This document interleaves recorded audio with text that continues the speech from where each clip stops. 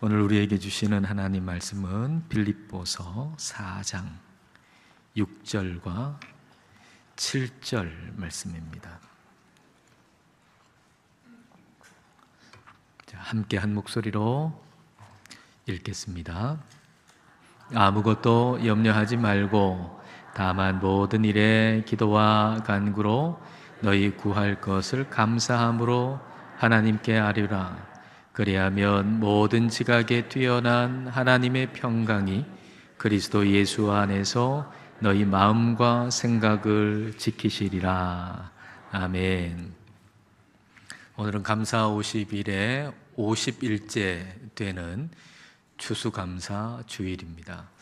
지난 50일간 여러분은 아마도 이전보다 더 많이 감사하게 되셨을 것입니다. 저는 저와 여러분이 다 감사 부자가 되기를 원합니다. 돈에 있어서 돈이 많으면 돈에 있어서 부자일 거고, 감사가 많으면 감사에 있어서 부자일 것입니다. 그러면 감사 부자는 어느 정도 감사해야 감사 부자라고 말할 수가 있을까요? 돈이 어느 정도 있으면 부자라고 합니까? 돈이 한 돈 1,000만 원 있다고 해가지고 부자라고 하지는 않잖아요. 여러분 아마도 여러분이 부자라고 생각하는 정도, 그 액수는 상당히 큰 액수일 것입니다. 그러면 감사 부자는 어느 정도 감사해야 감사 부자라고 할 수가 있을까요? 감사의 강도와 감사의 빈도, 이 두 가지가 충족되어야 감사 부자라고 할 수 있습니다. 먼저는 감사의 강도입니다. 다시 말하면 보통 사람은 전혀 생각할 수도 없는 아주 큰 감사를 드리는 거죠. 보통 사람들은 생각할 수도 없는 아주 큰 감사. 성경에는 감사 부자들이 참 많습니다. 그 중에서도 한 사람 꼽으라고 한다면 바울이라고 하는 사람을 우리는 감사 부자라고 말할 수가 있습니다. 그는 왜 감사 부자라고 말할 수 있는가? 성경 구절 한 구절을 찾는다면 빌립보서 1장 21절 말씀입니다. 자, 빌립보서 1장 21절 같이 한번 읽어보겠습니다. 이는 내게 사는 것이 그리스도니 죽는 것도 유익함이라. 죽는 것도 유익하다고 바울이 말합니다. 다른 번역에서는 죽는 것도 나에게는 이득이 됩니다, 이렇게 번역했습니다. 보통은 죽으면 다 잃는다고 생각하잖아요. 죽으면 모든 걸 다 잃는다고 생각하는데 바울은 죽는 것도 나에게 이득이 됩니다 라고 고백을 했습니다.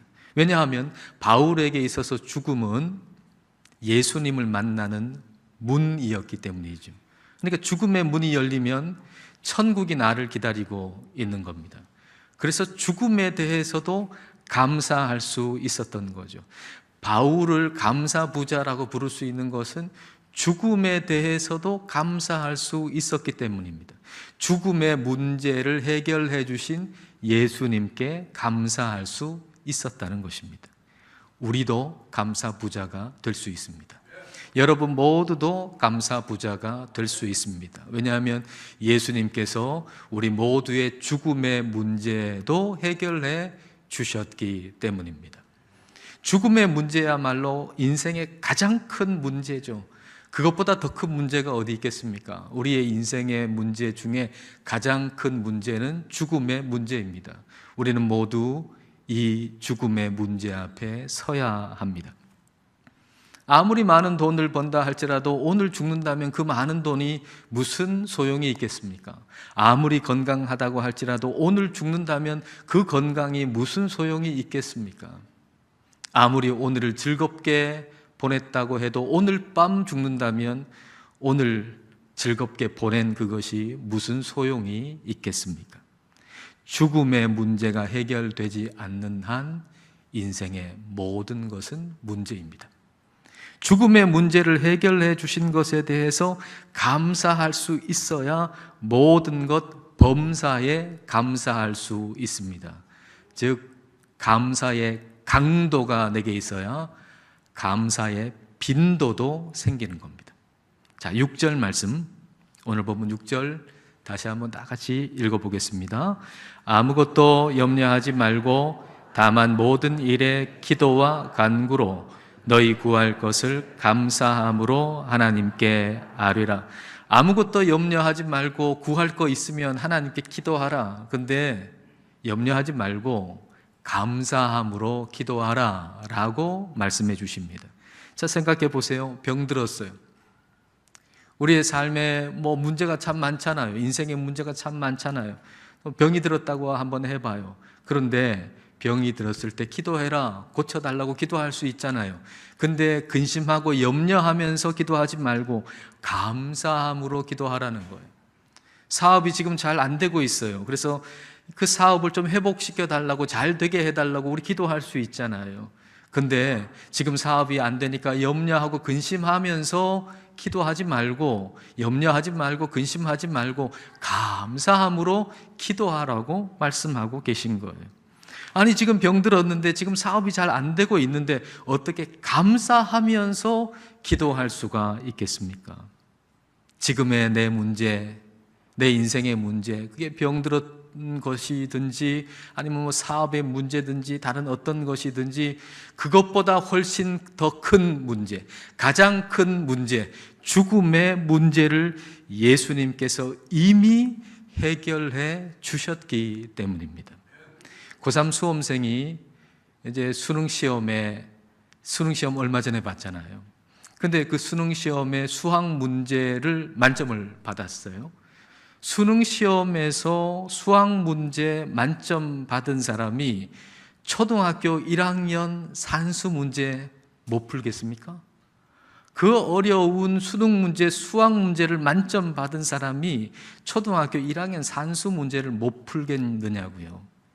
가장 큰 문제인 죽음의 문제를 해결해 주신 분이 우리의 인생의 문제를 해결해 주시지 못하겠습니까? 죽음 이후에 나를 위해서 천국을 예비하신 분이 내 인생의 문제 그 다음을 아름답게 계획해 놓지 않으셨겠습니까? 그래서 병 고쳐달라고 기도하는데 감사하면서 기도할 수 있는 겁니다. 사업의 문제 회복해달라고 기도하면서 감사하면서 기도할 수 있는 겁니다. 인생의 모든 문제 앞에서 우리는 염려하지 않고 근심하지 않고 감사하면서 기도할 수 있는 것입니다. 죽음의 문제에 대해서 감사할 수 있는 사람이 모든 문제, 범사에 감사할 수 있습니다. 그러니까 감사의 강도가 감사의 빈도를 만들어내는 것입니다. 우리가 감사부자로 이 땅을 살려면 먼저 죽음의 문제가 해결되어야 합니다. 사랑하는 여러분, 여러분은 죽음의 문제가 해결되었습니까? 오늘 죽는다고 해도 천국에 갈 확신이 여러분에게 있습니까? 어떤 분은요, 죽음 이후가 없다고 생각하는 분이 있어요. 아마 여기에도 죽음 이후는 없다, 죽으면 끝이다 이렇게 생각하는 분이 있을지도 모르겠습니다. 근데 그 생각은 어떻게 생긴 거죠? 내가 직접 죽음 이후를 가보아서 확인한 것도 아니에요. 죽음 이후를 경험한 사람이 와가지고 나한테 말해준 것도 아니에요. 그러니까 믿음이죠. 죽음 이후는 없어, 죽으면 끝이야 라고 하는 걸 믿는 것입니다. 저는 죽음 이후가 있다고 생각합니다. 죽음 이후에 천국과 지옥이 있다고 생각합니다. 물론 제가 죽음 이후를 가본 것은 아닙니다. 또 죽음 이후를 확인한 어떤 사람이 저에게 와서 그것을 얘기해 준 것도 아닙니다. 믿음이죠. 저 또한 그걸 믿는 겁니다. 죽음 이후가 있다는 걸 믿는 겁니다. 죽으면 끝이야 라고 생각하는 사람도 그걸 믿는 것이고, 죽음 이후가 있다라고 생각하는 저도 믿는 것입니다. 그렇다면 이 두 믿음 가운데 뭐가 더 합리적이겠습니까? 죽으면 끝이다 라고 내 느낌상 그걸 믿는 믿음보다 성경을 근거하여 죽음 이후가 있다는 걸 믿는 믿음이 더 합리적이지 않겠습니까? 성경은 이렇게 말씀을 하십니다. 히브리서 9장 27절 말씀. 한 번 죽는 것은 사람에게 정해진 것이요 그 후에는 뭐가 있다고요? 심판이 있으리니. 죽음이 있고 죽음 이후에는 심판이 있다고 성경은 말씀하십니다. 심판이라고 번역된 크리노라고 하는 단어는 분리한다는 얘기입니다. 알곡과 가라지가 한데 이렇게 섞여 있었는데, 근데 어느 때가 되면 알곡은 알곡대로, 가라지는 가라지대로 분리하잖아요. 이게 바로 심판입니다. 어부가 고기를 배에다가 막 잡아가지고 종류에 관계없이 한 대 다 두지만은 이제 배가 이제 도착하면 이제는 분리하잖아요. 그게 바로 심판인 것입니다. 그러나 여러분, 오해하지는 마십시오. 하나님께서 버리는 사람이 있다는 얘기가 아닙니다. 하나님이 사랑하지 않는 사람이 있다는 것이 아닙니다. 하나님은 우리 모든 사람을 다 사랑하시고, 그래서 모든 사람이 다 구원 얻기를 원하시는 분, 그분이 바로 우리와 이 세상을 창조하신 하나님이십니다. 자, 디모데전서 2장 4절 말씀, 자, 함께 읽어볼까요? 하나님은 모든 사람이 구원을 받으며 진리를 아는 데에 이르기를 원하시느니라. 하나님은 여기 있는 모든 사람들이 다 구원 얻기를 원하시는 분이십니다. 하나님은 여기에 있는 모든 분들, 그리고 여러분의 부모님과 자녀들, 그리고 형제 자매들이 다 구원 얻기를 원하십니다. 여러분의 친구와 이웃이 전부 다 구원 얻기를 원하시는 분, 그분이 바로 이 세상을 창조하신 하나님이십니다. 이렇게 모든 이들을 구원하기 위해서 하나님이 하신 일이 뭡니까? 하나님 모든 사람 구원 얻기를 원하셔서, 그래서 하나님 하신 일이 뭐죠? 자, 요한복음 3장 16절 말씀 보겠습니다. 하나님이 이 세상의 모든 사람을 이처럼 사랑하사 지극히 사랑하사 독생자를 주셨으니, 하나님과 본질상 같으신 예수님, 하나님이신 예수님이 이 땅에 사람으로 오셔서 우리의 모든 죄를 다 지시고 십자가에서 죽으셨으니, 이는 이렇게 하신 것은 그를 믿는 자마다, 예수님 믿는 사람은 한 사람도 예외 없이 멸망하지 않고 영생을 얻게 하려 하심이라. 여러분, 이 구절은 워낙 유명한 구절이어서 교회에 한 번도 나오지 않는 사람도 웬만하면 한 번쯤은 들어봤을 구절입니다. 요한복음 3장 16절 말씀. 근데 여러분, 이 구절에서 한 단어만 뺀다면 빼고 싶은 단어는 뭡니까? 빼고 싶은 단어, 멸망이라는 단어 좀 빼고 싶잖아요. 좀 멸망이라는 단어 좀 없었으면 좋겠는데, 그 멸망이라는 단어, 그 단어를 좀 빼고 싶은 마음이 드는 거예요. 넌 참 사랑스럽고 좋다. 지금도 충분하다. 근데 예수님 믿으면 더 좋아질 거야. 그럼 얼마나 마음 편하겠어요. 그렇지 않습니까? 넌 지금 너무 사랑스럽고 너무 좋다. 지금으로도 충분하다. 근데 예수님 믿으면 더 좋아질 거야.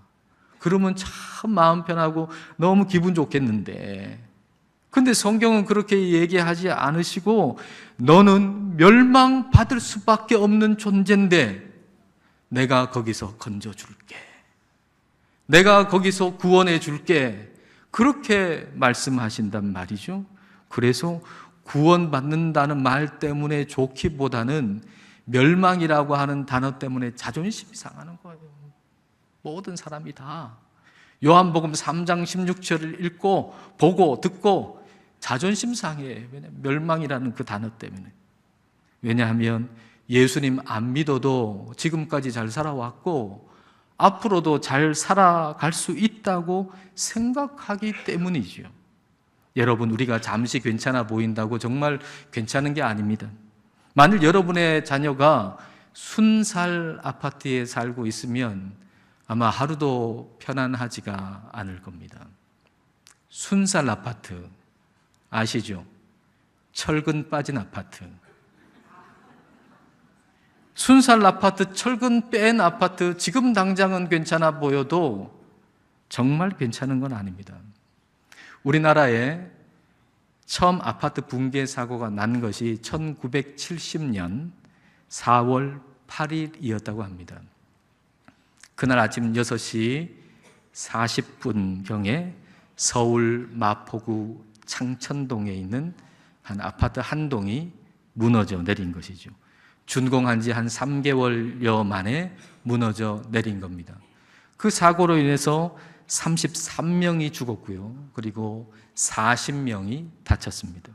사고 조사를 해보니까 철근이 누락된 게 발견됐는데 5층짜리 아파트를 지지하기 위해서 철근 70개가 필요한데 5개만 있었다는 거죠.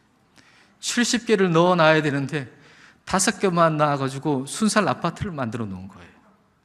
순살 아파트인데 그것도 모르고 거기에 입주한 사람들을 여러분 한번 생각해 보십시오. 1970년대의 아파트라고 하면 대단하지 않겠습니까? 거기에 들어온 사람들은 정말 자랑스러워 했을지 모릅니다. 내가 아파트에 산다. 아주 자랑스러워 했을 거예요. 대단하게 생각했을지도 몰라요. 그러나 그 아파트에 아무 조치도 하지 않고 산 결과 비참함 그 자체였던 것입니다. 우리의 인생은 다 순살 아파트 같습니다. 몇 년, 몇십 년, 길게 보면 80년, 100년까지는 괜찮은 것처럼 보일 수 있습니다. 그러나 반드시 그 결과가 나타납니다. 죽음 이후에 심판이 있습니다. 그것은 하나님이 우리를 미워하셔가지고 우리를 심판하시는 게 아닙니다. 우리가 하나님의 도우심을 구하지 않고 그대로 산 결과일 뿐입니다. 우리 속까지 다 아시는 예수님께서 우리가 속을 어떻게 합니까? 아파트 속도 모르는데. 사람 속을 어떻게 합니까? 내 속을 몰라요. 사람은 자기 속도 몰라요. 근데 우리의 속까지 다 아시는 예수님께서 너의 인생이 위험하다. 지금 너의 인생이 위험하다라고 도움의 손길을 내미시는데 내가 내 눈으로 내 인생이라는 아파트를 보니까 멀쩡하거든요. 괜찮은 것 같거든요. 그러니까 예수님이 내미시는 그 손길을 거부한 채 그대로 살아간 결과 그것이 바로 심판이요. 그것이 바로 멸망입니다. 누가 심판하는 거 아니요. 누가 멸망시키는 게 아니요. 내가 스스로 선택하는 것입니다. 우리가 길을 잘 모르면 길을 잘 아는 사람의 도움을 구하잖아요. 그를 신뢰하잖아요. 그 사람을 의지하잖아요. 심지어는 내비게이션 기계도 의지하잖아요. 내비게이션 기계를 따라가잖아요. 하나님은 우리의 인생길을 아시는 분이에요.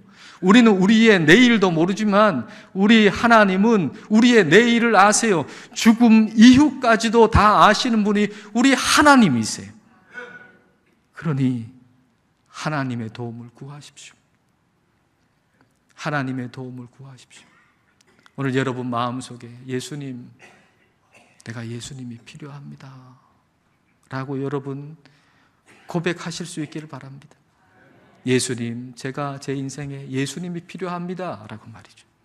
우리가 예수님을 믿으면 내가 내 뜻대로 사는 것보다 예수님께서 나를 인도해 주시는 대로 살아가는 것이 훨씬 더 좋다는 것을 우리가 받아들이면 죽음을 이기시고 다시 사신 예수님 안에서 죽음의 문제가 해결됩니다. 죽음의 문제를 해결해 주신 걸 하나님께 감사하면 인생에 일어나는 모든 일들에 대해서 우리는 감사하면서 기도할 수 있습니다. 우리가 우리의 인생에 일어나는 모든 일들에 감사하면서 기도하면 어떤 일이 벌어질까요? 자, 7절 말씀. 자, 다 함께 읽겠습니다. 그리하면 모든 지각에 뛰어난 하나님의 평강이 그리스도 예수 안에서 너희 마음과 생각을 지키시리라. 모든 지각에 뛰어난 하나님의 평강이라고 그랬어요. 그러니까 우리의 인간의 이해를 뛰어넘는 하나님의 평안. 우리가 생각할 때는 도무지 평안할 수 없는 상황이 있잖아요. 이런 상황에서는 그 누구도 평안할 수 없을 거야. 그렇게 생각하는 우리의 이해력으로는 이런 상황에서는 그 어떤 사람도 마음의 평안을 누릴 수가 없을 거야 라고 하는 그런 상황 속에 하나님의 평강이, 우리의 이해력을 뛰어넘는 하나님의 평강이 우리 안에 들어오면 그 평강이, 그 평안이 내 마음과 생각을 지켜서 도무지 평안할 수 없는 그때 마음의 평안함을 가지고 감사함으로 기도할 수 있게 된다는 것입니다. 죽음의 문제를 해결해 주신 분이 우리의 인생의 문제를 해결해 주시지 않겠습니까?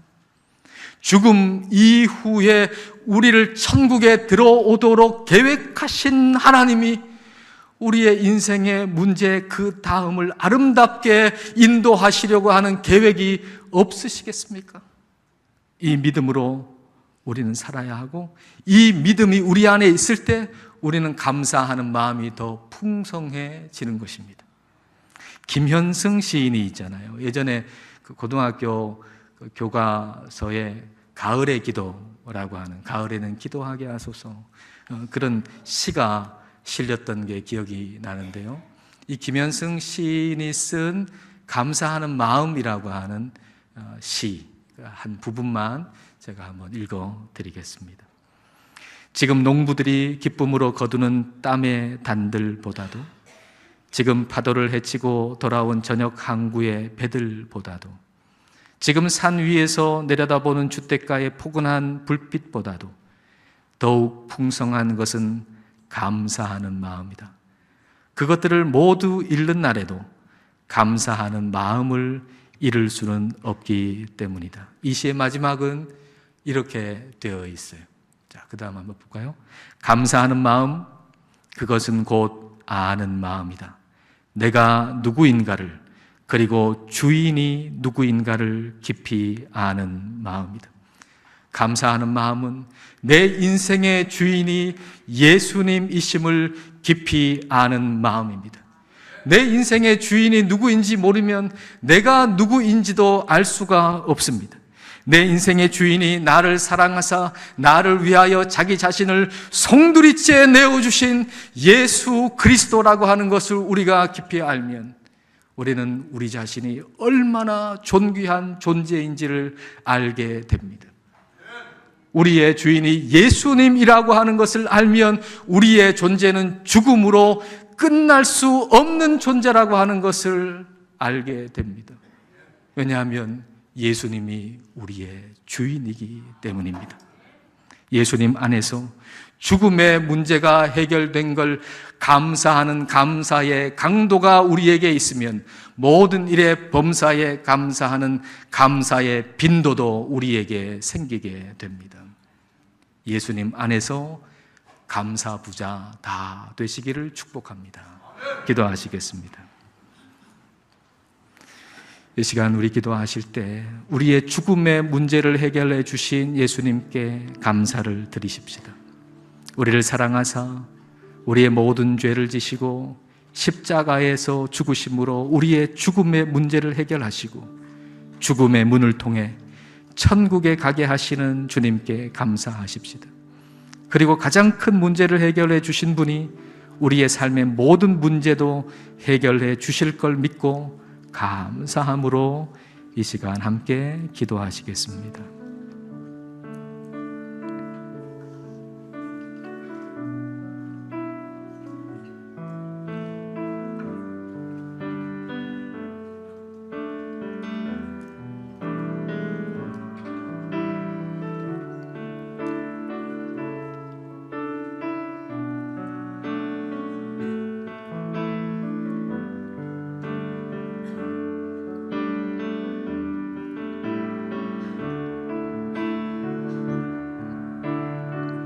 하나님 아버지, 우리의 인생 가운데 찾아와 주시는 것을 감사드립니다.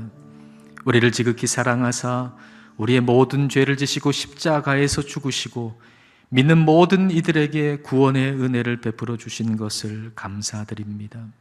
주님, 가장 큰 문제, 죽음의 문제를 해결해 주셨음을 감사드립니다.